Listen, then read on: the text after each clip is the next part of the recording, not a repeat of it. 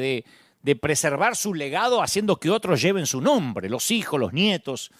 De hecho, la Biblia menciona varios personajes llamados Herodes, ¿no? Incluso Herodías, con la intención de recordarnos a Herodes el Grande. Pero el día después de la muerte de Jesús, nadie se le ocurrió ponerle Jesús a un recién nacido dentro de ese diminuto círculo de los que conocían su identidad. Sin embargo, hoy en día, el nombre Nerón se usa, si acaso, para perros, o para algún casino, o para alguna pizzería, pero los nombres que están inscritos en el libro de Jesús viven para siempre. Cuando uno quiere realizar una evaluación rápida y básica de la salud mental de alguien, cuando algo tuvo un choque, un shock o una pérdida de memoria, siempre se procura establecer si la persona está orientada en estas tres dimensiones. Si sabe quién es, si sabe dónde está y si sabe cuándo nació. Y yo me acordaba esto porque a mí me pusieron el nombre de Dante Alighieri, un poeta italiano que escribió acerca del paraíso y el infierno en su famosa Divina Comedia. Vivo en una ciudad llamada Los Ángeles y nací 1968 años después de Jesús. Yo digo, ¿cómo puede ser que mi sentido de orientación dependa tanto de una sola vida? Tan solo en pensar en Jesús, yo ya tengo cómo me llamo, dónde nací y en qué año nací, o dónde vivo y en qué año nací. Con solo un nombre puedo orientarme. Es en el nombre de Jesús que los desesperados oran, los agradecidos adoran, los enfurecidos blasfeman, y de bautismos a bodas, pasando por las habitaciones de los enfermos y los funerales, es en el nombre de Jesús que las personas nacen, crecen, se reproducen y mueren. Incluso hasta en la muerte es difícil escapar a la influencia que ejerció Jesús. Por eso entiendo a esta mamá que dice, quisiera saber qué haría Jesús en mi lugar. A mí me asesinaron un hijo, ¿qué piensa Jesús? Y uno no puede obviar a Jesús ante cualquier disyuntiva de la vida, porque hasta en la muerte está la influencia de Jesús. La práctica de la sepultura en cementerio fue tomada de los seguidores de Jesús. La palabra cementerio procede de una palabra griega que significa lugar para dormir, que expresa la esperanza de la resurrección. Entonces, cuando se coloca una lápida, contiene la fecha de nacimiento y la fecha de deceso, separadas por un guión. De modo que la extensión de esa vida humana se mide por los años que la separan del año en que nació Jesús. O sea, en muchos casos, inclusive si no se puede costear una lápida, se marca la tumba con una cruz. Otro recordatorio de la muerte de Jesús. Pero más allá de lo que logró hacer o dejar de hacer con su existencia, la muerte no acabó con la influencia que ejerció Jesús. Y de muchas maneras le dio inicio. La mayoría de las religiones, y aquí es el punto donde voy, la mayoría de las religiones siguen centradas en sus lugares originales. Por eso hay una religión que tiene que orar mirando hacia la mezquita. Hay otros que dicen, no, hay que ir a la tierra donde habitó el profeta. Pero con el movimiento de Jesús, las cosas son diferentes. Empezó en Jerusalén, pero lo abrazaron gentiles impuros, lo adoptaron con tanto celo que comenzó a atravesar el antiguo Mediterráneo camino al norte de África, a Alejandría, a Roma. Luego los bárbaros lo acogieron de corazón y comenzó a expandirse al norte de Europa, más tarde a Norteamérica. Y ese, señores, fue precisamente el problema para algunos. Y Jesús sabía lo difícil que sería que todos entendieran que Él no era exclusivo, que Él había venido para todos y no para algunos escogidos. Jesús citó la sabiduría popular cuando señaló, ustedes han oído que se dijo, ama a tu prójimo y odia a tu enemigo. Eso era parte del folclore popular. Por supuesto que lo habían oído. Ama a tu amigo y odia a tu enemigo. Si en su lecho de muerte Ciro de Persia dio este consejo final, tomen nota de mis últimas palabras. Si hacen bien a sus amigos, es que también serán capaces de castigar a sus enemigos como se merece. El perdón, tal como lo conocemos, no existía en la Grecia y en la Roma antigua. Entonces, en cambio, Jesús declaró, yo os digo, amen a sus enemigos y oren por quienes los persiguen para que sean hijos de su Padre que está en el cielo. El que hace que salga el sol sobre malos y sobre buenos. ¿Se acuerda? El que hace que llueva sobre justos y sobre injustos. El problema era, y como sigue siendo hasta hoy, que la cólera, el dolor, la amargura, el resentimiento constituyen una fuerza gigantesca y nadie flota por encima de ellos. Se nos llama a amar a la persona arrepentida que nos hace daño y que viene y nos dice perdón. Pero también se nos llama a amar a la persona no arrepentida que no nos pide perdón. Y Jesús sigue. Dice, si ustedes aman solamente a quienes los aman, ¿qué recompensa van a tener? ¿Acaso no hacen eso hasta los recaudadores de impuestos? Y si saludan a los hermanos solamente, ¿qué más hacen ustedes? ¿Acaso no hacen esto los gentiles?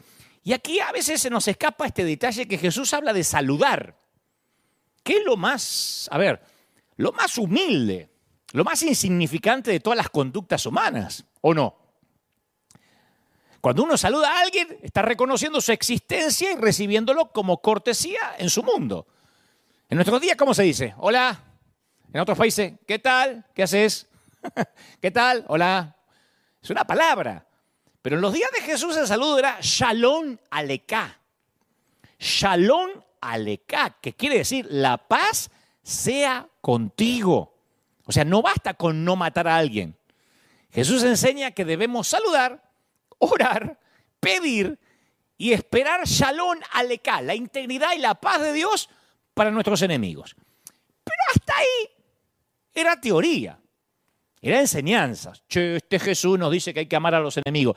Hasta ahí era casi una filosofía nueva. Un día Jesús, fiel a su estilo, ¡pum!, deja caer una bomba. Que no era una teoría, una bomba. Al principio de su ministerio las cosas andaban bien. Y él había traído una multitud tan grande que tuvo que enseñar desde una embarcación en el medio del lago para que todos puedan oír. Pero una noche le dijo a los discípulos, esa misma noche, le dijo, pasemos al otro lado. Y a nosotros se nos escapa el detalle. El otro lado era Decápolis. Decápolis estaba llena de todo lo que Israel no representaba.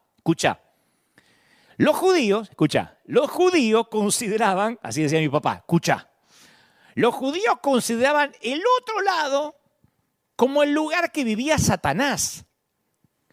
Del otro lado vivían los inconversos, los de la falsa doctrina, los falsos profetas, los ateos. Del otro lado escuchaban música secular, tenían tele secular, radio secular, internet secular, ropa secular. Eran los apóstatas. Del otro lado, señores, vivían los otros. Y esa fue la bomba. Del otro lado vivían los otros. Jesús no estaba hablando simplemente de geografía. El otro lado del lago era la región de Decápolis, las 10 ciudades. Y eso era gran parte del territorio enemigo. Sus habitantes eran paganos. Y había una tradición rabínica en cuanto al otro lado en los días de Jesús. Se decía que Decápolis, o sea, el otro lado donde vivían los otros, era donde se habían establecido las 7 naciones de Canaán. Estaba llena de templos paganos. En algunos de ellos todavía se realizan excavaciones en la actualidad.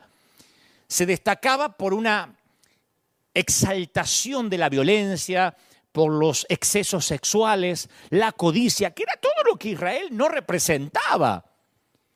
Es más, del otro lado, escuchen, el cerdo, el animal más impuro para Israel, se consideraba sagrado y se lo usaba para la adoración, se adoraba al cerdo.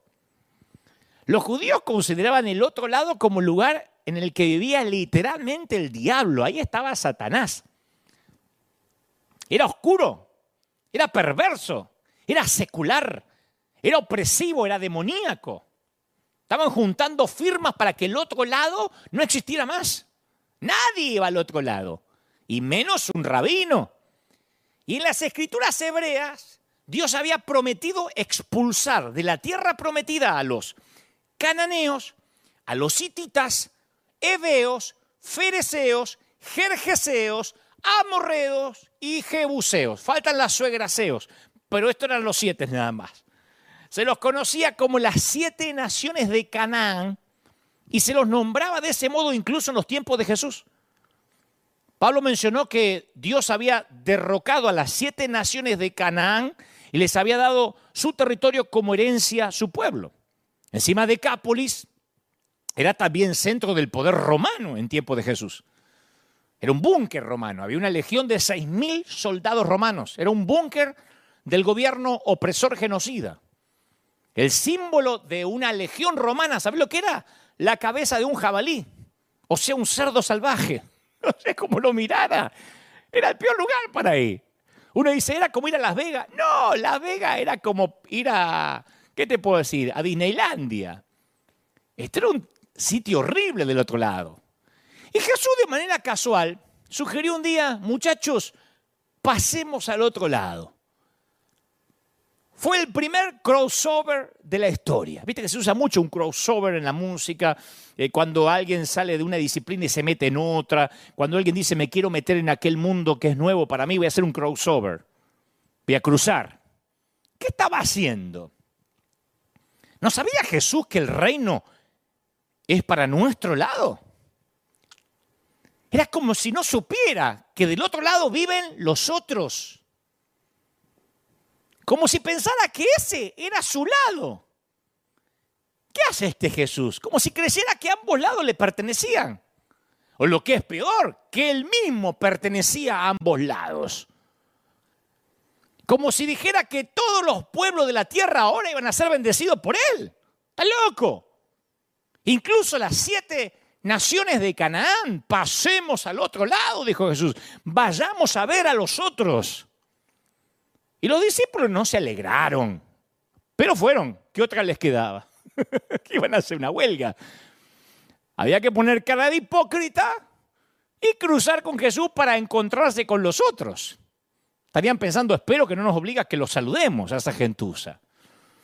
Tuvieron que poner cara de hipócrita y yo pensaba mucho esta semana, meditaba que el movimiento al que Jesús dio origen produjo muchos hipócritas. Dado que hay unos 2.000 millones de cristianos en el mundo, tal vez el cristianismo haya generado más hipócritas que cualquier otro movimiento en la historia, ¿no?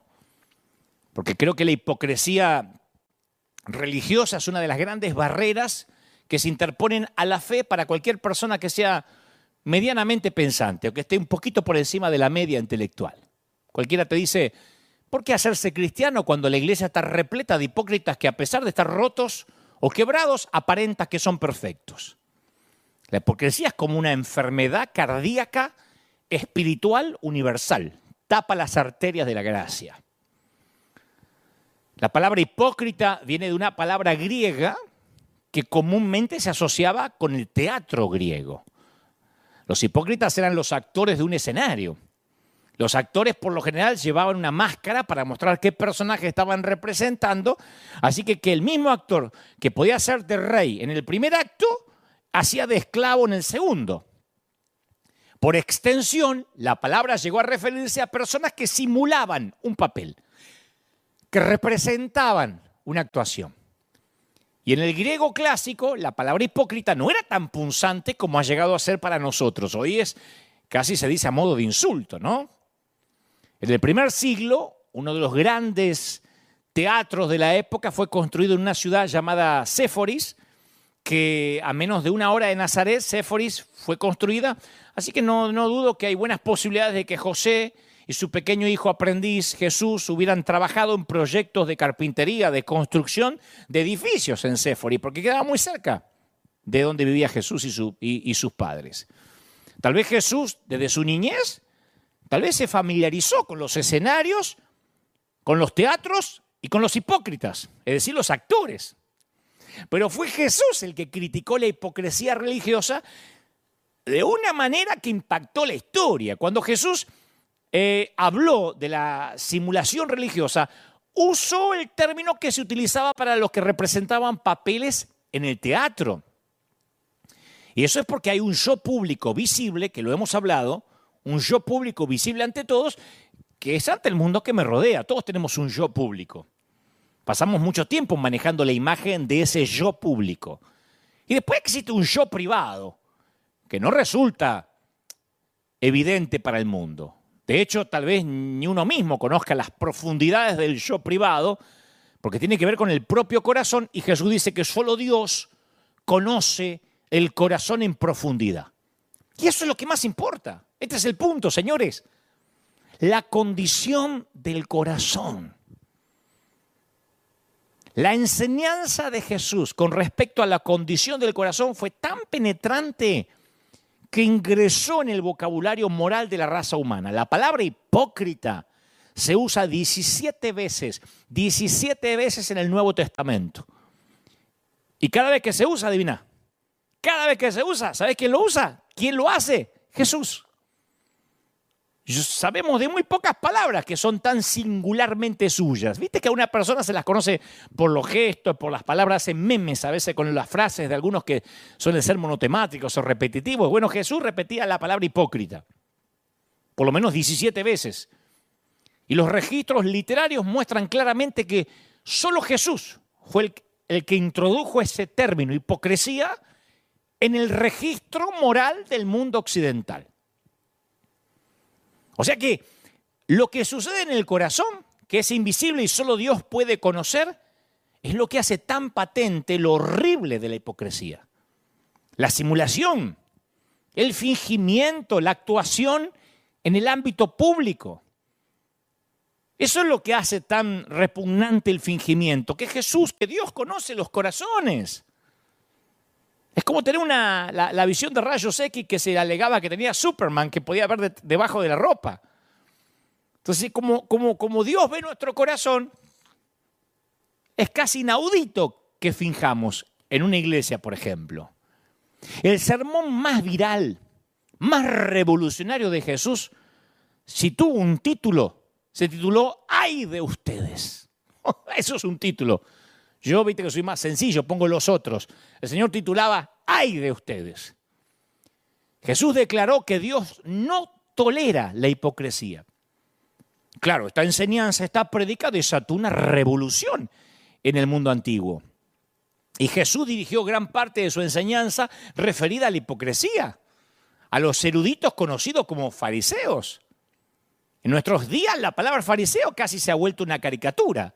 Pero en aquel tiempo los fariseos eran los dirigentes espirituales más admirados de sus días. Y en otras palabras, Jesús estaba hablando acerca de una condición, la hipocresía, que está a un pelito de distancia de cualquiera que se toma en serio la fe de Dios. O sea que a los fariseos, que eran los más respetados religiosos o santos de la época, les habló de hipocresía. Porque Jesús sabía que esa condición se infiltraría en cualquier movimiento de fe, incluyendo el suyo propio. Y a mí me fascina, porque algunos dicen, para los que siempre están diciendo Jesús no hablaría así, Jesús no sería así, que siempre se imaginan su Jesús pusilánime de Hollywood, o peor, el que trajeron de Brasil.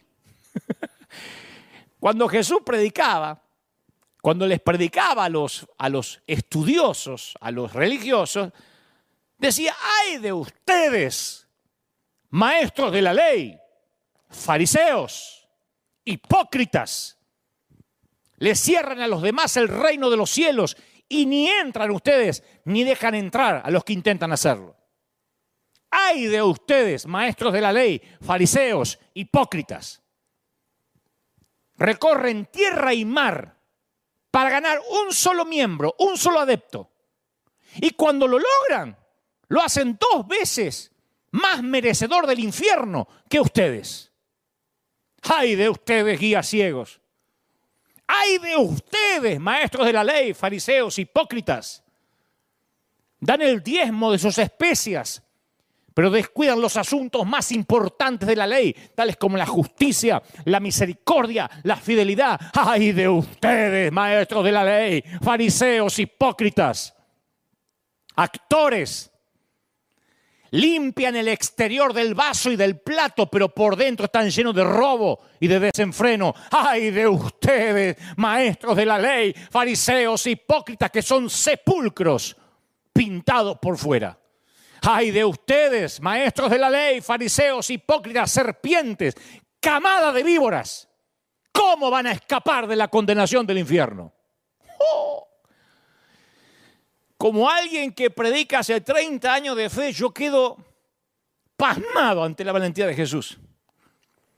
Porque esto es homólogo a predicar esto en una convención de pastores.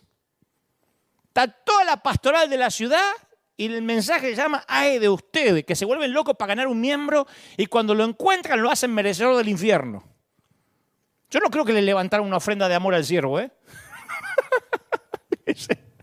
No puedo imaginarme la tensión que produjo.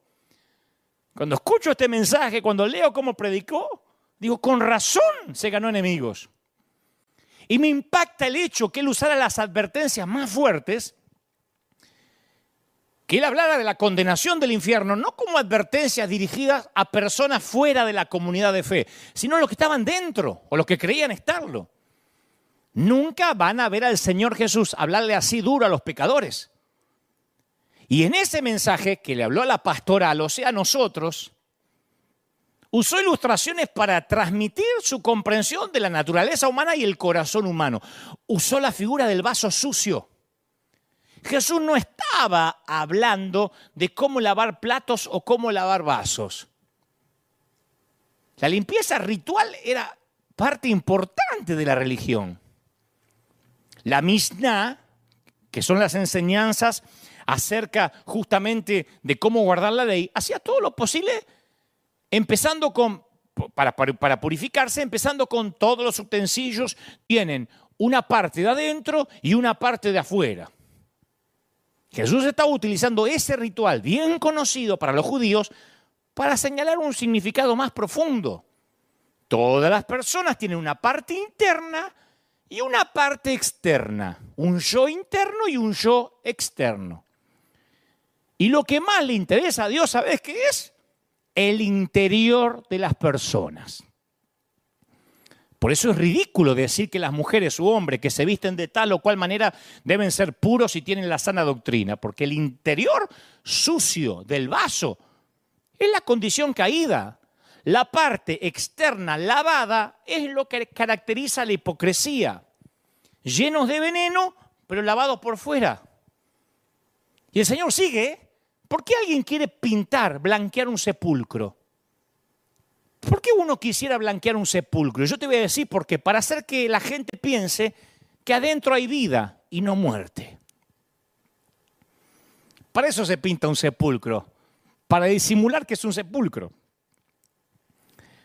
Para que la gente se olvide o crea que ahí no hay un muerto, que crean que hay alguien que está vivo, alguien que respira.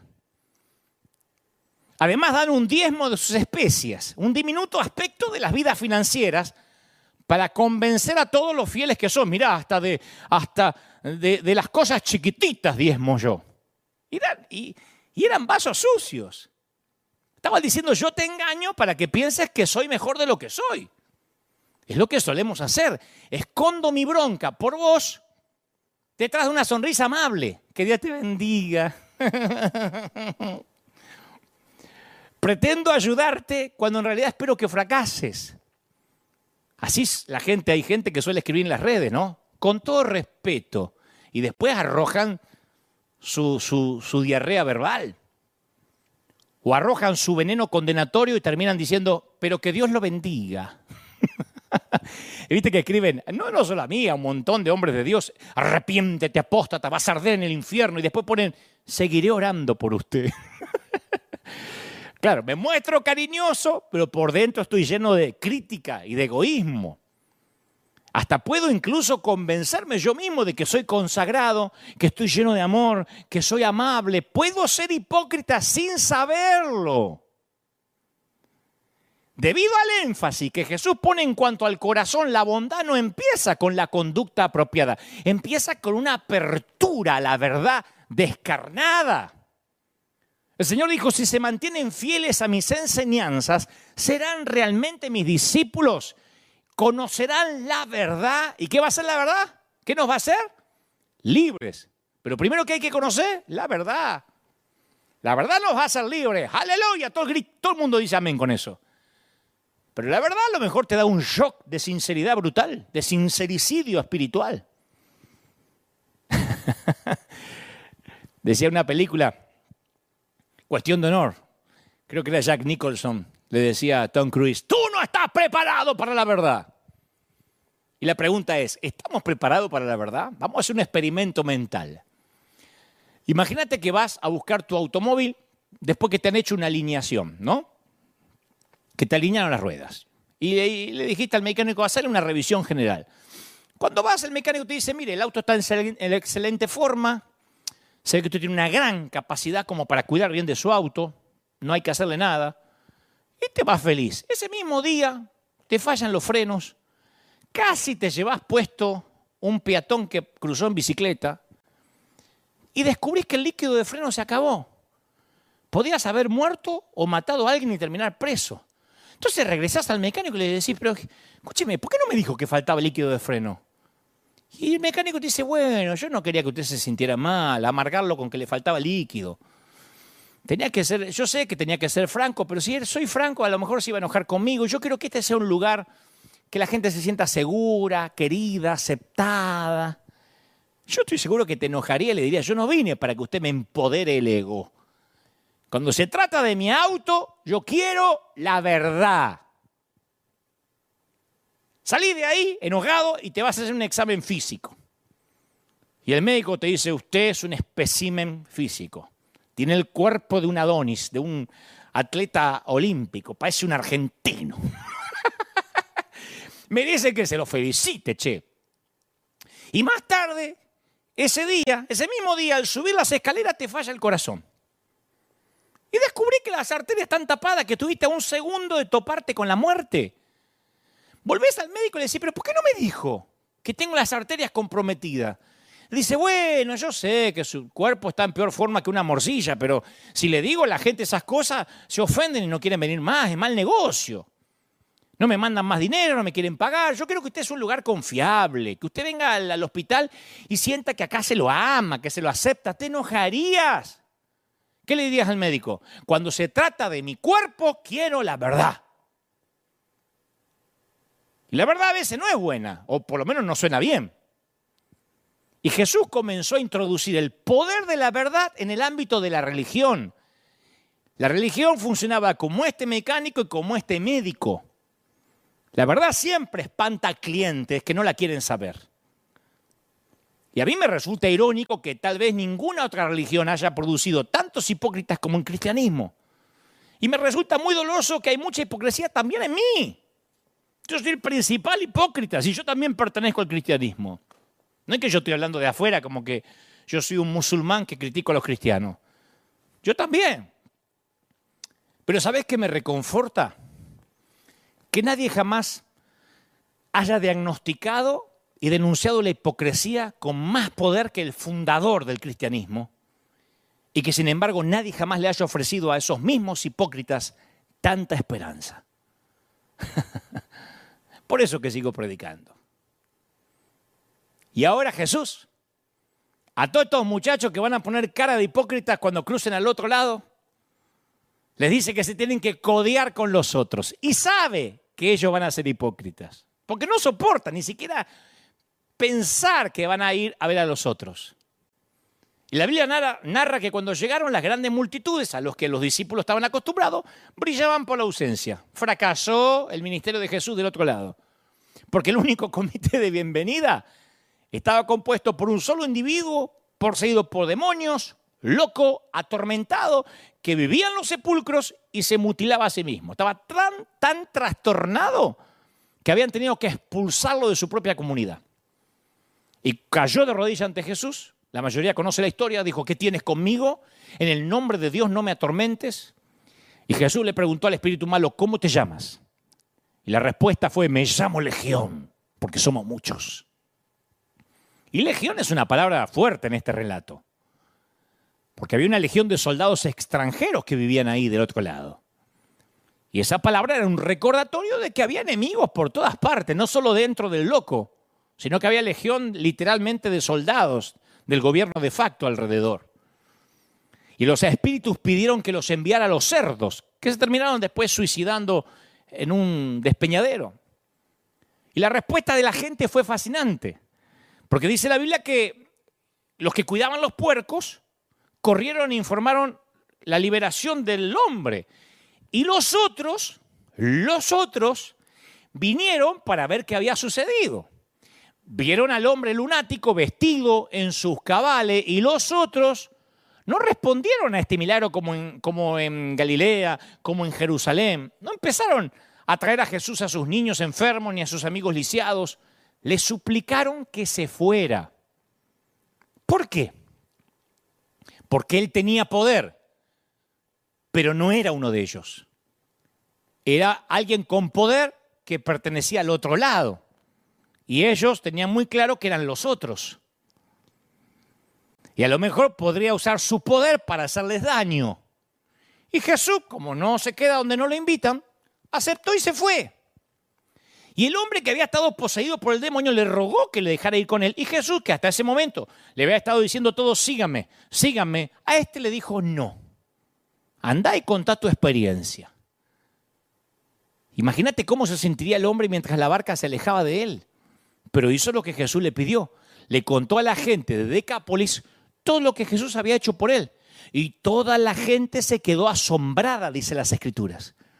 Y aquí viene el resto de la historia. Porque hasta ahí los evangelistas hemos usado nada más esa parte, ese fragmento, la liberación del loco, y se nos van algunos detalles de la historia que son extraordinarios. Jesús volvió a Decápolis poco tiempo después. Seguramente los discípulos hipócritas le habrán dicho, ¿para qué vamos a volver si fue un fracaso, un solo loco? Pero esta segunda vez que volvió a Decápolis, grandes multitudes vinieron a verlo.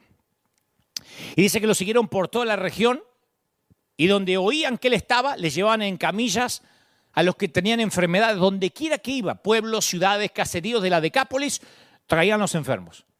Les suplicaban que les permitieran tocar siquiera el borde de su manto, y quienes los tocaban quedaban sanos. Hubo mucha gente que fue sana por tocar su manto, no solo la mujer que sufría de flujo. En otras palabras, las 7 naciones de Canaán alababan al Dios de Israel. En otras palabras, los otros estaban siendo convertidos. Y la primera vez que Jesús fue al otro lado no encontró a nadie, excepto un mísero y patético lunático. La segunda vez que fue, se produjo una de las reacciones más espectaculares del Nuevo Testamento. Si hay que buscar un avivamiento, un revival, está allí, en Decápolis. La gente resultó más receptiva hacia Jesús que en cualquier otro lugar que él hubiese ido. Los otros resultaron ser mejores cristianos que nosotros. Habían oído que este Jesús se preocupaba por la gente, que él estaba del lado de ellos. El tema de que Jesús ama a los otros sigue subyacente bajo la superficie porque es parte de lo que podríamos llamar un duelo entre los dos relatos de la alimentación de las multitudes. No te pierdas esto, que es maravilloso. A mí se me voló la cabeza cuando lo descubrí. Hay un duelo de alimentación de multitudes. En Marcos 6, Jesús le da de comer a una multitud sobre la orilla del lago que le pertenecía a Israel, o sea, a nosotros. Y sobraron 12 cestas, 12 canastas de comida. Y uno piensa que a lo mejor es una simbología de las 12 tribus de Israel. Porque no sobraron 11, ni 10, ni 9, ni 13, 12. Como todo lo que Jesús hace tiene cierta economía creativa, yo le llamo economía creativa es que no tenemos 3 pulmones por las dudas, 2 corazones por si te falla uno. Dios te da lo que te da y te dice, cuídalo. Si sobraron 12 cestas y no 3, sino 14, por algo sobraron, algo significaba. Y hay 12 tribus de Israel. A mí se me hace que era un simbolismo de que Dios se preocupa por su pueblo. Pero en Marcos 8, Jesús le da de comer a una multitud del otro lado. Va a los otros. Y acá sobraron 7 canastas de alimentos. 7, no 12. Y yo digo, ¿por qué la variación? ¿Sobró menos porque ese día Jesús oró menos? A mí me parece, es una especulación, pero me parece como que Jesús estuviera diciendo, hay buenas noticias para las 12 tribus, pero también hay buenas noticias para las 7 naciones de Canaán del otro lado. 7 canastas sobraron. 12 tribus de este lado, 7 naciones de aquel. En realidad, a mí no me importa mucho. El Señor estaba diciendo, yo las amo a todas. Son buenas noticias para este lado y son buenas noticias para el otro lado. Son buenas noticias para nosotros y son buenas noticias para los otros. La pregunta es, ¿de qué lado estás? ¿De qué lado estoy?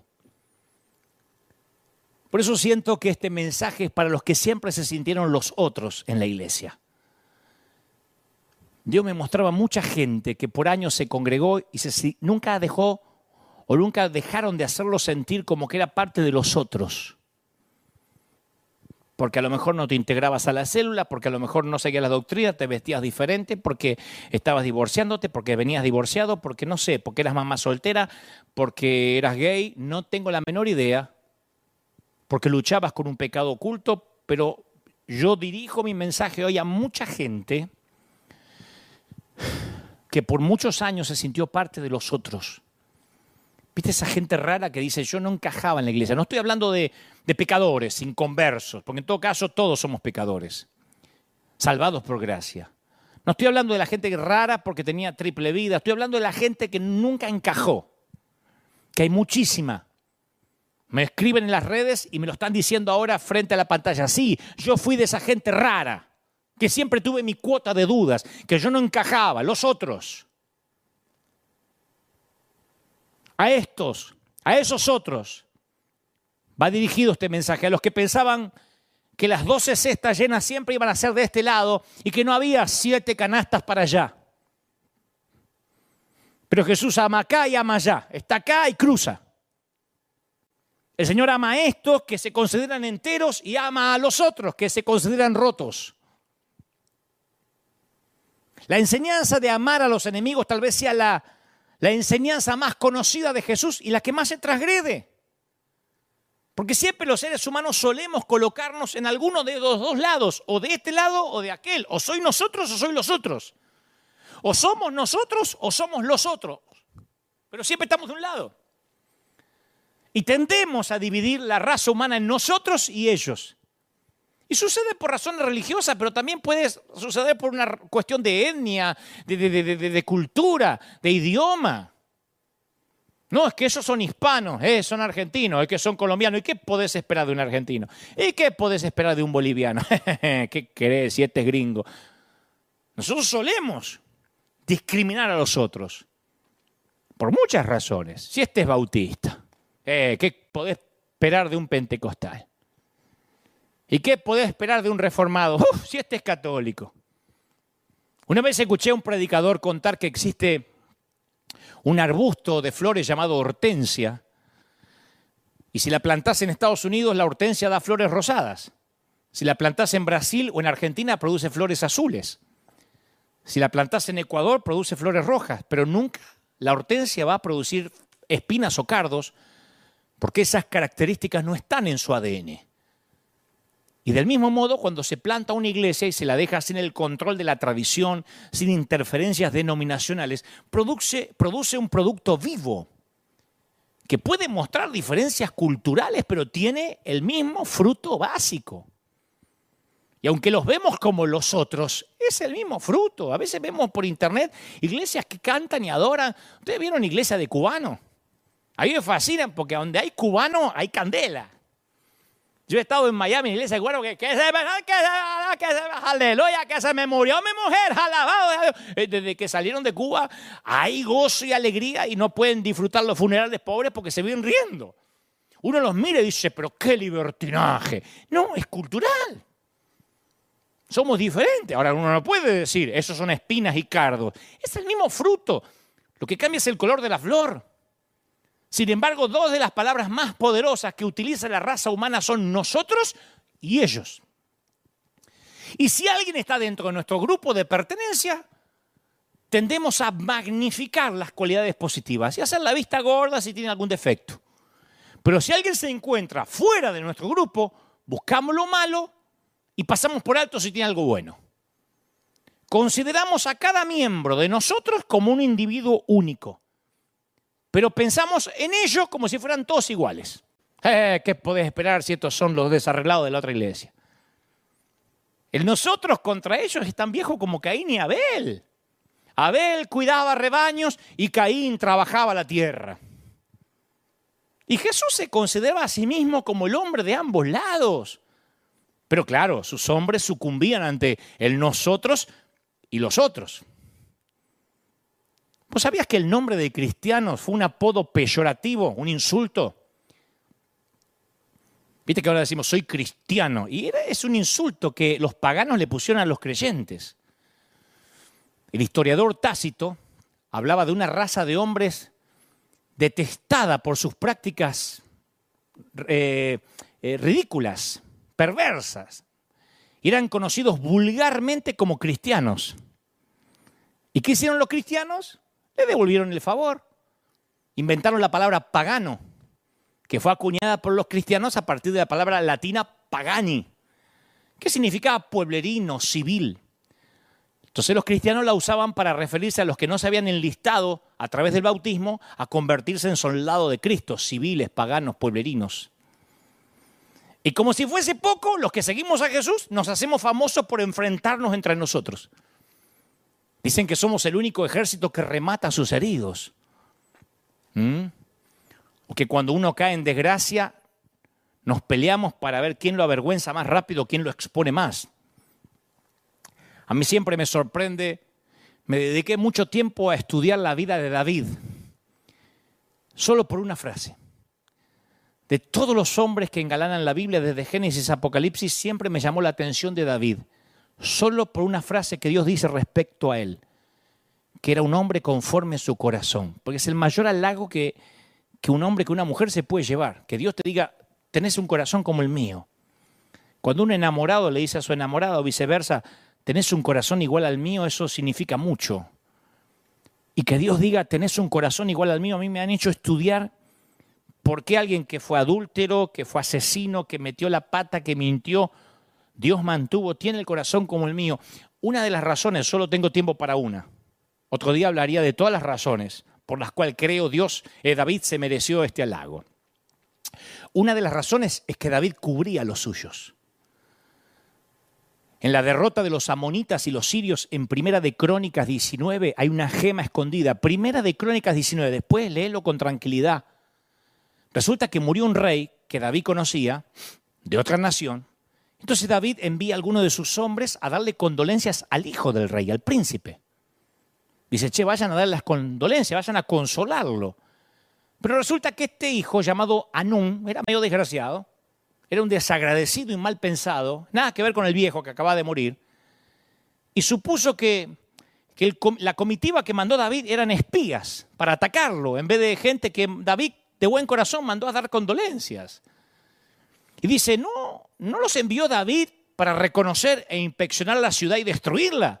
No, nos envió a darle las condolencias. Entonces dice la Biblia que Anún tomó los siervos de David, les rapó la mitad de la barba y les cortó los vestidos por la mitad hasta las nalgas y los despidió. No te pierdas este detalle. Sin barbas y vestido hasta la mitad de las nalgas. Quita esa imagen mental de mis nalgas. Pero eso fue lo que ocurrió. Les cortó la barba por la mitad y los mantos para que se le viera la mitad de las nalgas. Una deshonra. Y cuando se le hizo saber esto a David, envió a encontrarlos porque ellos estaban en extremo avergonzados. ¿Y sabe lo que dijo David? Quédense en Jericó hasta que les vuelva a crecer la barba y después vuelvan. No hizo un videíto en YouTube burlándose de las nalgas de sus soldados. No escribió un blog hablando de las nalgas de ellos. Los cubrió, los protegió, no los avergonzó. Dijo, se quedan hasta que les vuelva a crecer la barba para que no pasen vergüenza. ¿Cómo no va a ser un hombre así conforme al corazón de Dios? Al igual que Sem y Jafet, que cubrieron a Noé, su padre, cuando borracho se desnudó. Importó más la reacción de ellos que la borrachera de Noé.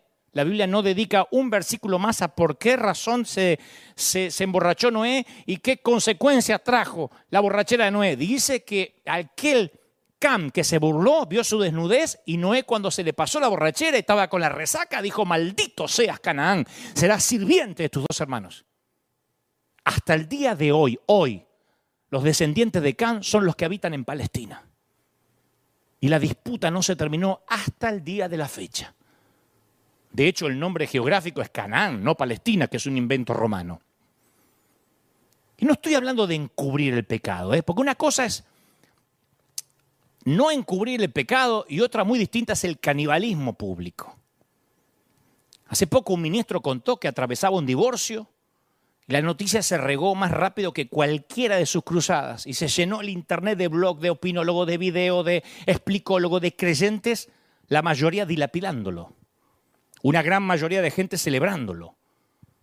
Otros renunciando a su cobertura que ostentaban hace algunos meses atrás, ahora no la quieren más. Entonces, por mi salud mental, y esto te lo confieso, yo estoy consciente que el día que cometa un error, yo sé que habrá un ejército de mis propios hermanos esperando desmembrarme. Y no me estoy haciendo el víctima, yo ya lo asumí por mi salud mental que eso va a ser así.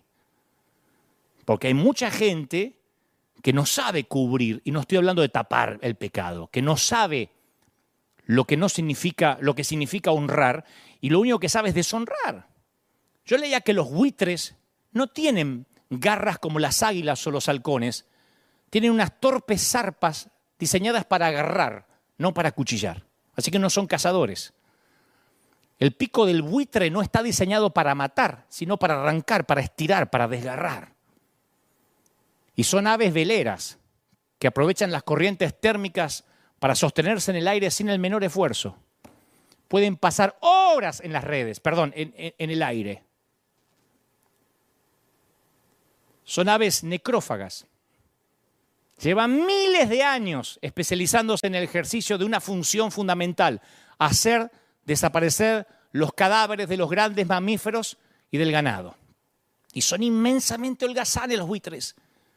Su ley básica es la ley del mínimo esfuerzo. Pasan la mayor parte del tiempo subidos a las térmicas, a las corrientes de aire caliente, ascendente, que les permiten planear sin pegar siquiera un aletazo ni gastar energía. Y esperan la presencia de un animal o una res muerta que les sirva de sustento. Aves carroñeras se les llama. Y en muchas ocasiones los buitres se aproximan a una oveja moribunda que todavía no murió y empiezan a alimentarse de ella antes de que muera. Le quitan los ojos. Dios nos libre de picotear el cadáver de un colega. O peor, empezar a desmembrar a alguien que todavía no murió, que apenas está herido. Y me río, porque yo sé que hay gente del otro lado que ha sido muy dañada y ahora está diciendo: sí, a mí me pasó, y ahora, a la distancia, hasta te produce risa, porque el Señor te ayudó a superarlo. Pero si no fuera por el Señor, a lo mejor no contaba la historia. Un hombre caminaba por un puente cuando vio a una mujer sola. Esta historia me la aprendí hace muchos años cuando hacía un programa de radio. Hicimos radio durante casi 17 años. Y esta es una de las historias que me aprendí. Una mujer estaba sola caminando a la vera de un puente. Parece que le pesaba la soledad. Y un hombre la ve y piensa: a ver si esta se va a quitar la vida. Y corre para decir que Dios la amaba, ¿no? Y a ella se le llenan los ojos de lágrimas, como si esa hubiese sido una señal de Dios. Entonces el hombre dice: ¿eres cristiana, judía, atea o qué? Y ella dice: soy cristiana. Y él dice: yo también. ¡Qué mundo más pequeño! Y decime, o dígame, ¿evangélica o católica apostólica romana? No, evangélica. Yo también. ¿De qué denominación? Dígame. Pentecostal. Yo también. ¿Pentecostal del norte o pentecostal del sur? No. Pentecostal del norte. Yo también. ¿Pentecostal del norte conservador o pentecostal del norte liberal? No. Pentecostal del norte conservador. ¡Oh, es asombroso! Yo también. Dígame, ¿pentecostal del norte conservador fundamentalista o pentecostal del norte conservador reformado? No, pentecostal del norte conservador fundamentalista. ¡Asombroso! Yo también, dígame, ¿pentecostal del norte conservador fundamentalista de la región de las Asambleas de Dios de Oberá Misiones o pentecostal del norte conservador fundamentalista de las Asambleas Cristianas de los Italianos? Y ella dijo, no, pentecostal del norte conservador fundamentalista de la región de las Asambleas de Dios de Oberá Misiones.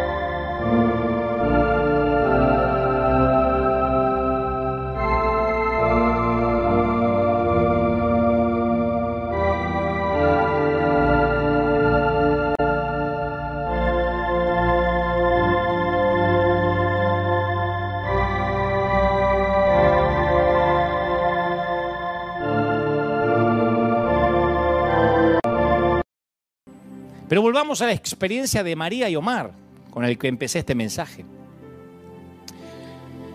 En 1993 mataron al único hijo de María durante una discusión en una fiesta. Omar, el muchacho que la lleva del brazo subiendo al stage de la iglesia, es el que le dio muerte a su hijo. Y ahora María y Omar viven en casas aledañas, una al lado de la otra. Yo preguntaba hace un ratito, ¿cómo puede una madre de un único hijo acabar viviendo en la casa lindera del hombre que le quitó la vida a ese hijo? ¿Sabes cuándo fue el momento crucial? Cuando María escuchó una historia de dos mujeres que se encontraron en el cielo.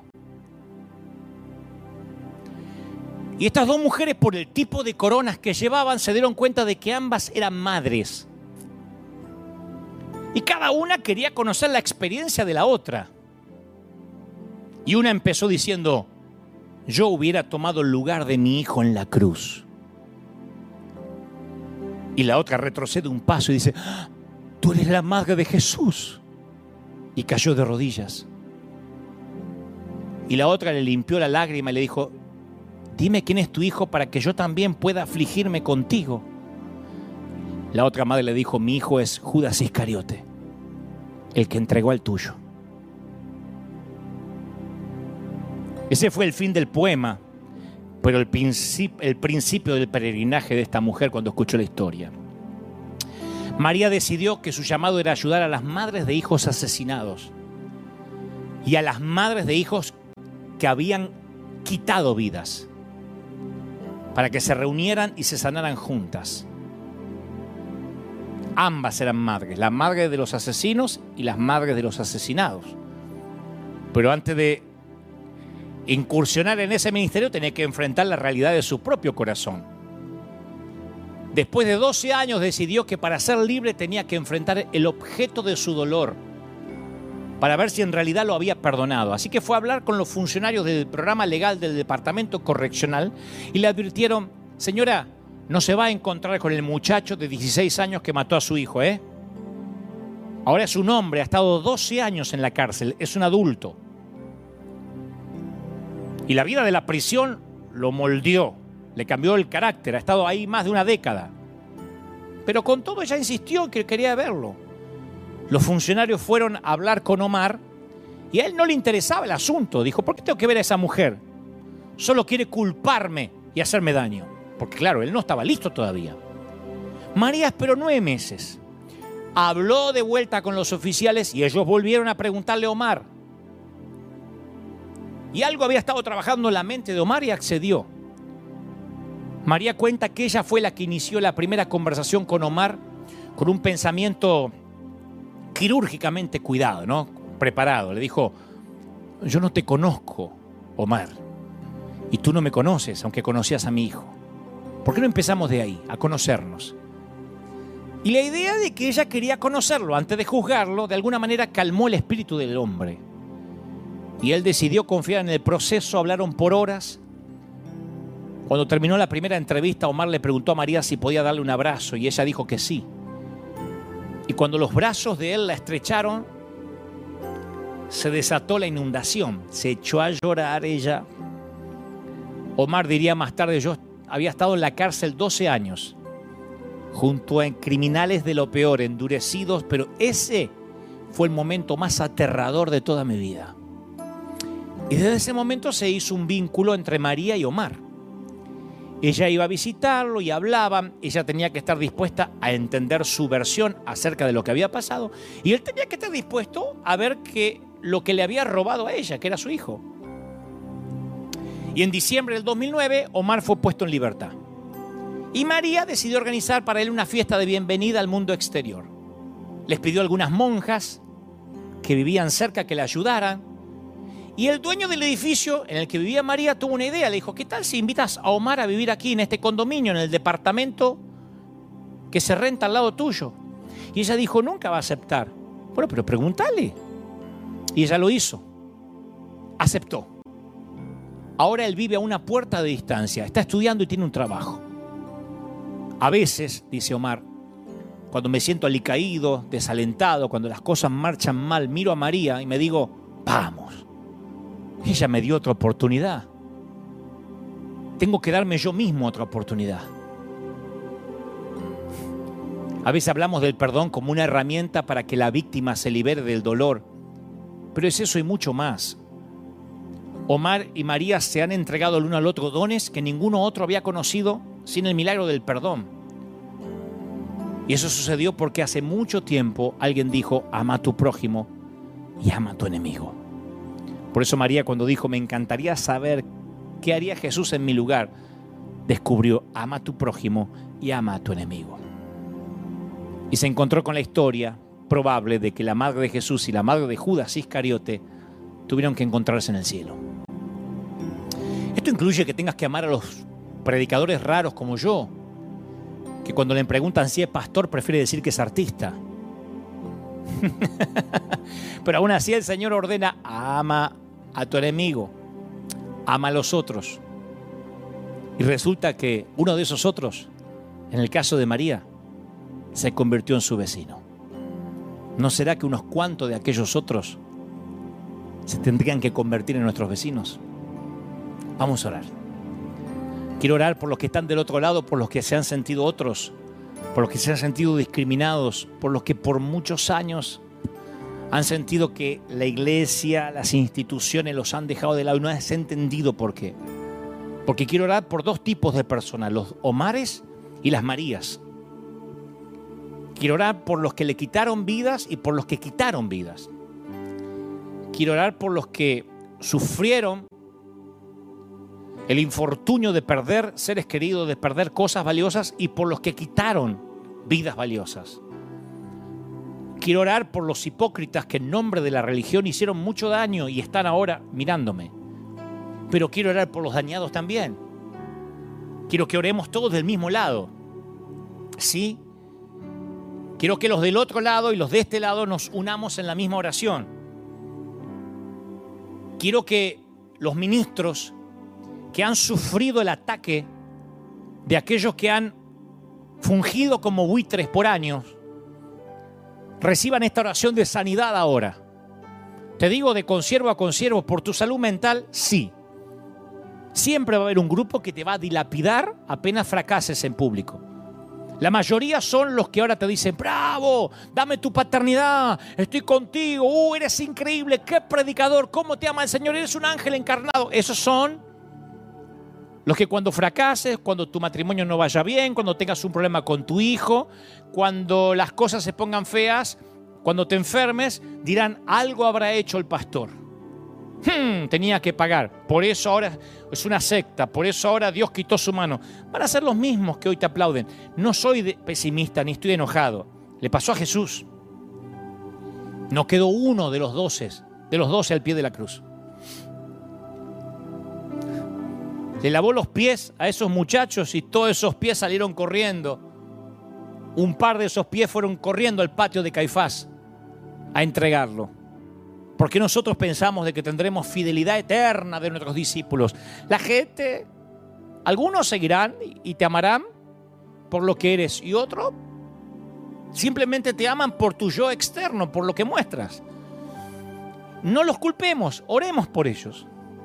Pero también quiero orar por ti, ministro, por los que han sentido las divisiones en las iglesias, la han sufrido, por los que han dicho: a mí me dividieron, me vituperaron, levantaron falso testimonio. Y sí, en el mundo tendríamos aflicción, ¿te acuerdas? Es parte de eso. Yo me súper acostumbré a las redes, a que la gente diga lo que quiera. Pero como dije estos días en las redes, nadie que esté haciendo algo más que yo o que esté sirviendo al Señor con todo el corazón tiene tiempo para ver lo que yo hago. Generalmente el que critica está volando, holgazaneando como esas aves en las corrientes térmicas, esperando si hay alguna res para quitarle los ojos. El que está trabajando, el que está en las cosas de Dios, no tiene tiempo para ver a otro, y mucho menos para juzgar a aquel que aparentemente está herido. Y yo quiero orar por los soldados heridos. Yo quiero orar por los que están con la barba cortada y se les ve las nalgas. Parece algo chistoso, pero es doloroso. Por los que en este momento, por un problema matrimonial, por un problema familiar. Hay hombres de Dios con problemas con sus hijos. Hay hombres de Dios que me consta con hijos en drogas, con hijos divorciados, que ellos mismos están atravesando crisis familiares. Y lo que uno espera en esos momentos es una